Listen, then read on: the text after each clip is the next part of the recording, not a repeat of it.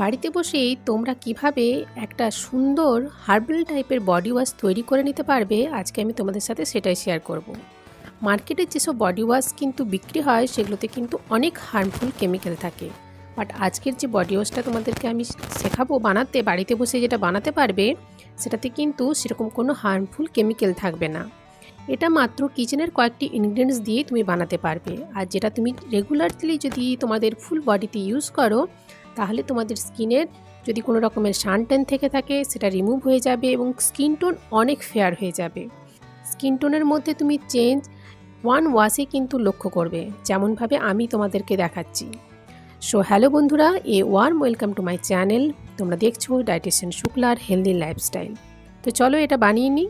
তো দেখো, এখানে আমি একটু জলকে গরম করে নিয়েছি, তার মধ্যে দিয়েছি 1 টেবিল স্পুনের মতো হলুদ গুঁড়ো, আর তারপরে দিয়েছি তোমার নারকেল তেল, সেটাও 1 টেবিল স্পুন, আর তারপর তোমাদেরকে দিতে হবে গ্লিসারিন।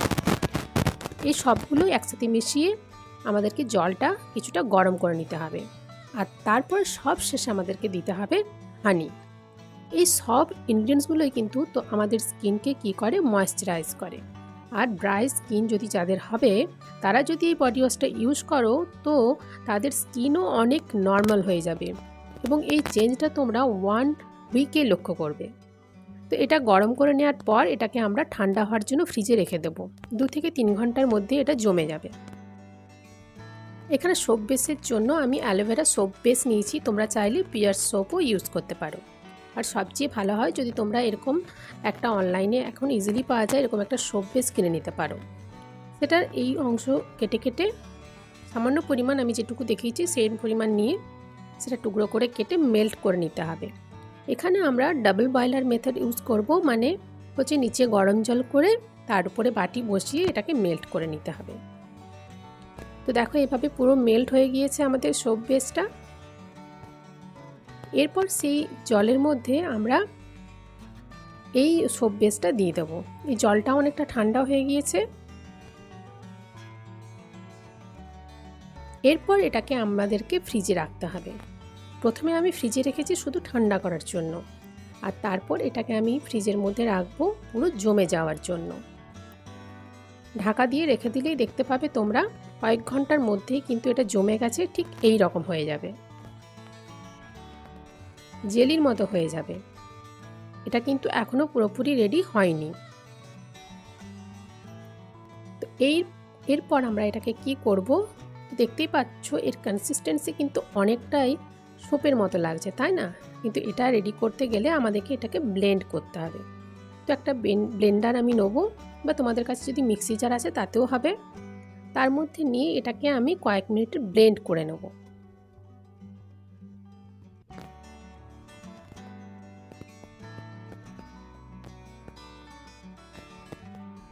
এভাবে এটাকে ব্লেন্ড করে নিতে হবে, আর ব্লেন্ড করলেই আমাদের হোমমেড বডি ওয়াশ কিন্তু রেডি হয়ে যাবে। এই বডি ওয়াশটা যদি তোমরা ইউজ করো রেগুলারলি ফুল বডিতে, তো তোমাদের স্কিন, যাদের ড্রাই স্কিন আছে তাদের নর্মাল হয়ে যাবে, স্কিন টোনের চেঞ্জ হবে, স্কিন থেকে ডেড সেল রিমুভ করবে। আর মার্কেট থেকে বডি ওয়াশ কিন্তু আমাদের কিনতে হবে না। তো দেখো আমাদের হোমমেড বডি ওয়াশ কিন্তু অলরেডি রেডি হয়ে গেছে। কতটা ক্রিমি আর কতটা স্মুথ তোমরা দেখতেই পাচ্ছ, আর ব্যবহার করলে এর বেনিফিটটাও কিন্তু তোমরা বুঝতে পারবে।